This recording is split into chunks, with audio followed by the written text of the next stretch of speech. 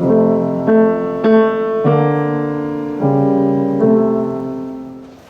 morning, y'all. Good morning.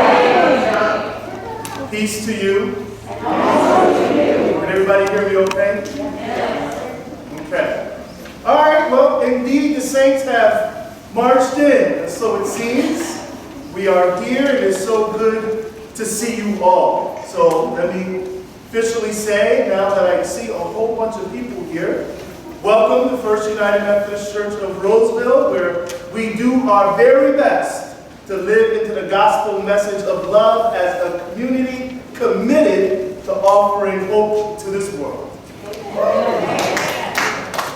So let me say this again. It is so good to see you all in this space, in this place, in this holy sanctuary once again. I am so very grateful to have been able to record our Sunday morning services and our videos, basically from this very spot, over the course of a year and a couple more months. But it feels so good to have you in front of me and surrounded around me, to see all of you. And from that very moment we assembled by the doors, when I stepped out and I saw all of you guys, it's like my heart welled up. It just feels good to enter these gates with thanksgiving in my heart and enter these courts with praise. And as the song says, I will say this is a day that the Lord has made. I will rejoice, for it is God who has made me glad. In fact, before we go any further, let us acknowledge that this day, June 6, 2021, is not only the day that the church doors have reopened for in-person worship, but it remains the day that God has made and prepared for us to share. So lest we forget, what is the response? So this is the day that God has made. Let us what? Rejoice. All right, so you guys just pause. Let me talk to my daughter. Did that feel like they were rejoicing and being glad with this thing? I don't think so either. So I'm going to try this again. This is the day that God has made. Let us what? Rejoice. I think we got there. We got there. That's good. So I invite you to stand as our liturgist, Minister Kathleen Bertoni, leads us into our call to worship. Please stand if you are able. After which we'll have our opening song. Into this sanctuary with deep gratitude. We enter with gladness in our hearts. Let us come into this sacred place to worship God. Who guides us in the way of compassion, justice, and love.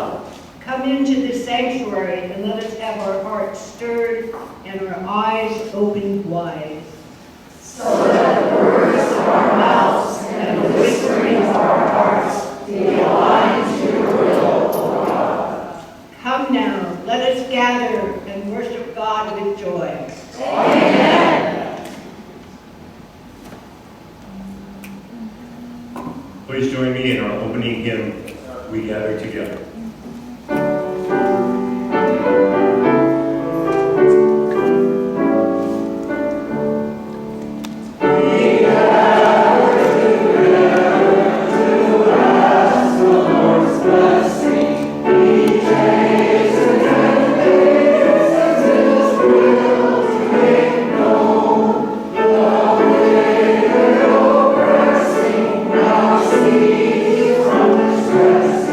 Sing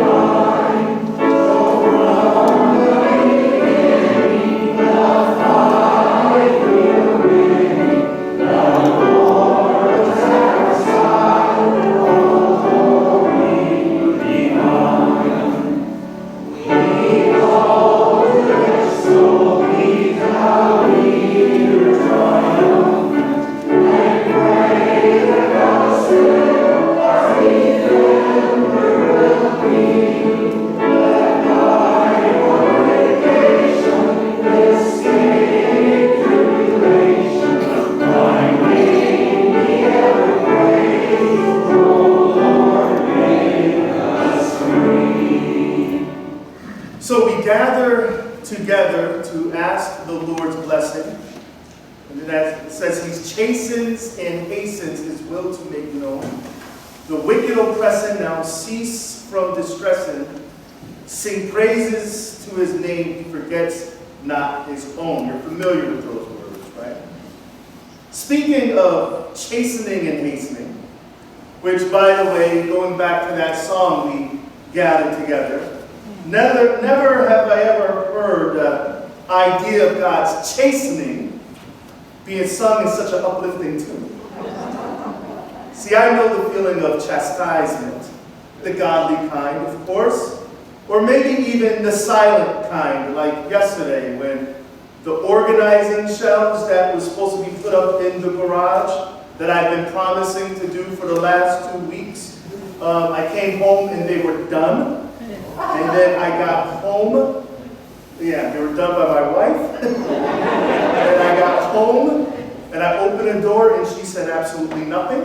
But her eyes, chastisement. So I know the feeling, again, but I've never heard it sung in such fashion. That is really just kind of like a side note, but the operative aspect to our opening song, however, was that first line, where it says we gather together to ask the Lord's blessing. This gathering is important because this is why we are here, to worship God, to be fortified in our faith, to be edified and encouraged in our spirit that we can walk the talk, and of course be vessels of grace and hope. But we also come together so that we can do that work together. And that's what makes this day so joyful. It is because over the course of the last year, we have not been able to meet together in person as we have rightly attended to and adhere to these safety measures.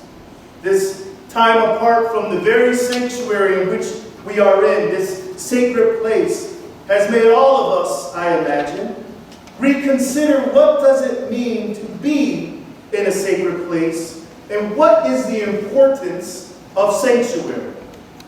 Like many of you, when I think of the word sanctuary, I think of what is described in Miss Miriam and Mr. Webster. Actually, I don't know who was who or if they're the same person.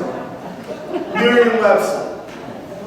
So it says that it's a consecrated place or the most sacred part of a religious building or the room in which general worship services are held or simply a place for worship. There's images that come to mind. Beyond hopefully the memory of this place, this church, we have the memory of many churches that we might have been in or seen. In fact, the church that you see in this picture right here is a church of all nations in Jerusalem.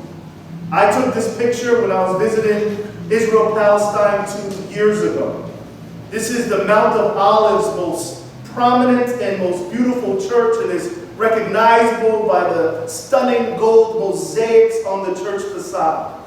The church is adjacent to the Garden of Gethsemane. That marks the place where Jesus prayed on the night of his arrest. This next picture was taken inside the massive and sprawling Church of the Holy Sepulchre, a place that commemorates where Jesus was both crucified and where his body was laid. This is one of the many ceilings that caught my eye and kind of ushered me into a sense of the sacred. Sometimes the sense of the sacred was not inside the building, but outside. This next picture is a picture of the street in one of my favorite places in the world, the Palestinian city of Bethlehem. It leads to the Church of the Nativity that commemorates, well, I don't know, let's see. So in the Jesus story, why is the city of Bethlehem very important? Wait, no, let me ask some of the kids. Hey, do you know why Bethlehem is so important? You heard of this? Okay, why is it so important? Jesus was born there. Let's get it there. There you go. Yes, And so I did not take a picture of the church. Well, I did not show a picture of the church. But this is a picture of the street. And right before there's also kind of like a town square. And even in this bustling, there's a sense of the reverence in that place. This next picture is where I was paused by a sense of the holy, probably the most. This is at the Temple Mount, and I lingered there in the early mornings in the spaces between the Alaska Mosque and the Dome of the Rock, which you see. Next picture, of course, this had been a place of condensation and violence. One only look at the events of last month, but it is absolutely stunning. There's blue tiles around the building, and then you can see some of the architecture that you see in that picture right there. And there's just this overall sense of the sacred. This next picture that you see, I was able to catch just as a bird was beginning to take off. I'm proud of it. I mean, I didn't realize it until about a year later. But that picture kind of leads me to a secondary definition of the word sanctuary. It is a place of refuge and protection. We think of it sometimes when we think of the word a bird sanctuary, right? Which are like these nature facilities that advocate the protection and the conservation of various species of birds in their natural habitat, like they promote rehab and survival, right? So this place of, see, I miss all this. I miss the train. I love this. So this place of sanctuary, meaning protection and refuge, extended beyond birds and is used to talk about places where people can gather safely without fear or harm. Churches have historically been sanctuaries for the poor, for the immigrant, both documented and undocumented, and just in general, those in need. We'll not get into it too much today, but when I think of the word sanctuary, next picture, I think of the secretive places that my ancestors had to create in order to worship God and have community while under the evil system of slavery. They risked life and limb to sneak off, most times in the middle of the night, under the moon and the stars, to these clearings, these safe havens in the woods and amongst the trees, or in an area that was sometimes called hush harbors, in order to find a place of sanctuary, if not just for a few hours. In this next picture, you see that in this past year, as a church, though this building was closed, we found sanctuary in multiple ways, yes, in virtual spaces, of course, but also on our Woodbridge Walk. This picture that you see I took last week. We were able to appreciate a place of sanctuary that was ever around us. This is reflected in the words of the song that we just sung. This is my Father's world, or so I'm told. This is my Father's world. And to my listening ears, all nature sings and roundly rings the music of the spheres. This is my Father's world. I rest me in the thought of rocks and trees, of skies and seas, his hand the wonders wrought. The song goes on to speak about the birds, right, and the carols. They arise, and how even the rustling grass, one can hear the presence of God pass, and how God speaks to us everywhere. This truth is conveyed in the first part of the scriptures that we just heard, that Minister Kathleen just read. A masterful song that I revisit often. And it says in that first part, the first 4 verses, it says, "The heavens declare the glory of God. The skies proclaim the work of his hand. Day after day they pour forth speech. Night after night they reveal knowledge." Oh, they have no speech. They use no words. No sound is heard from them, yet their voice goes out into all the earth, their words to the ends of the world. This is my Father's will. This nature sermon, ever being preached, exemplifies how sanctuary means more than just a building. It is an awareness of the many ways that God is present amongst us all the time. It is attuning our ears to the quiet sermons being preached around us. Being on the Woodbridge walks reinforced in me the notion that the sacred is not confined to space, because all spaces are holy when we recognize, as my poet friend once said, there is no spot where God is not. However, it does impress upon me this question. What does it mean then to be back in this place, in this sanctuary, at this time, with our expanded awareness and sense of what sanctuary means after COVID, or after lockdown, and after we've been shut up in our house for so long? This is what we'll be exploring over the course of the next few weeks throughout the month of June. Also, this is my first time having the privilege to preach from this pulpit in the summertime. And so I'll try to keep my sermons short.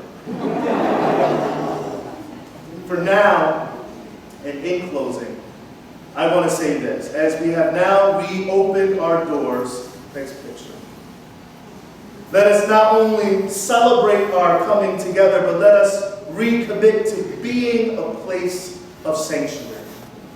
Being a place of sanctuary means that we are people who gather together as a demonstration that hope is greater than despair.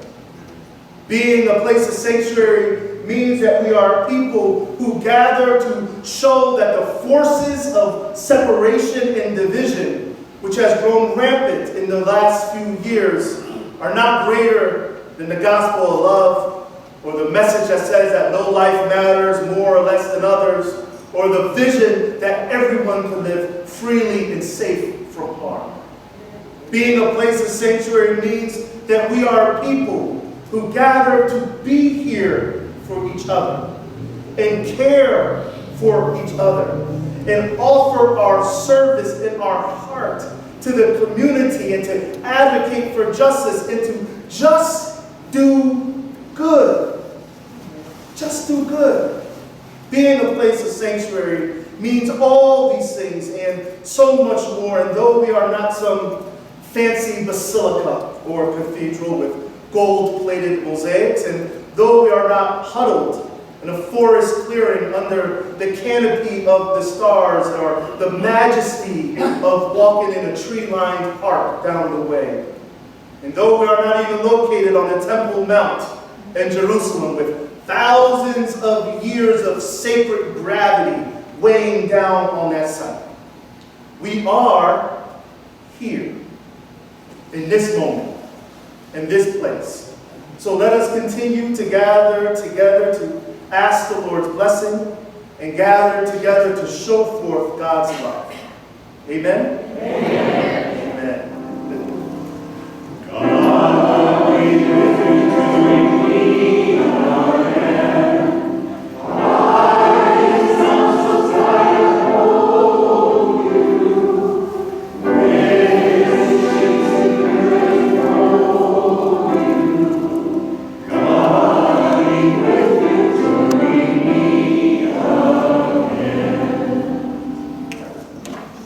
Dear God, we have gathered with great joy in our hearts.